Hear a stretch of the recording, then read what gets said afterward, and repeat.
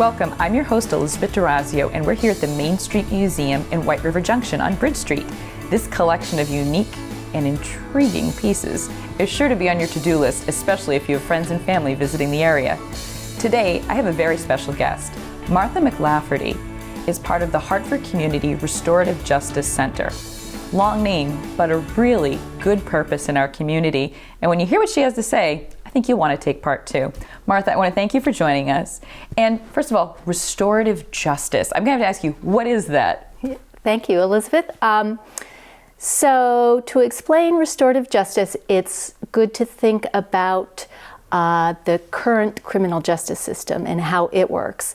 And so now if someone commits a crime, the justice system looks at what law has been broken, and then they look at what should be the sentence or punishment to fit the crime or the law that's been broken.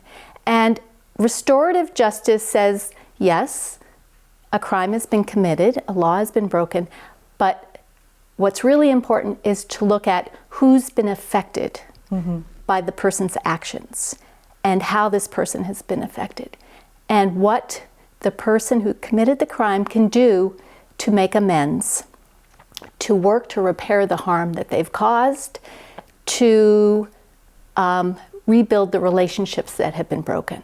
So this is then looking at the needs of the victims, the needs of the community, the needs of anyone who's been affected by this crime. And it's interesting because it is very simple to say, okay, you did this wrong, you got sentenced to this much time, and justice has been served. Okay, punishment becomes an abstract.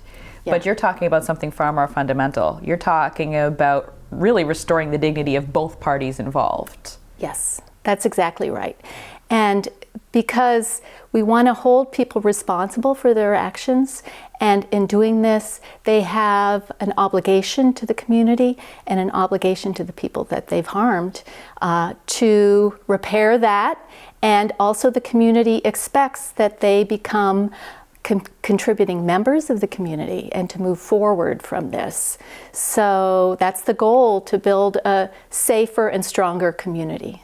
And one of the things that often leads to crime is a feeling of isolation and lashing out, particularly among young people. I've worked with young people for years, particularly teenagers, and if they see the effects of what they did, they might not commit the same crime. Now, recidivism is a major problem in our current justice system. What are you doing to kind of break that cycle? Well, you brought up a great point. It is really felt that the more connections you have to community and to others, the less likely you are to reoffend. Because it's true, if you're out there living on somebody's couch and don't feel like you have any responsibilities or connections, you're more likely then to reoffend than if you have done stuff. So you can hold up your head and say, okay, yes, I've made a bad choice, but this is what I have done to move forward from that, and this is what I've done to help those people that I've harmed.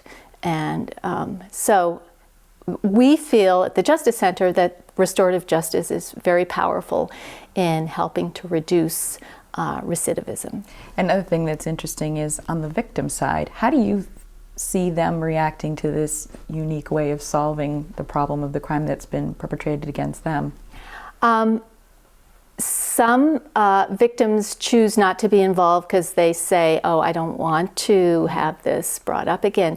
And others come to our meetings and are able to talk to the person who's affected them. And that is a very powerful process, because sometimes it is meeting the person and getting an apology or seeing what kind of situation the person is in, and that's what is really needed for the victim to feel better. They can say, oh wow, this is not a horrible person, they've made a really bad choice.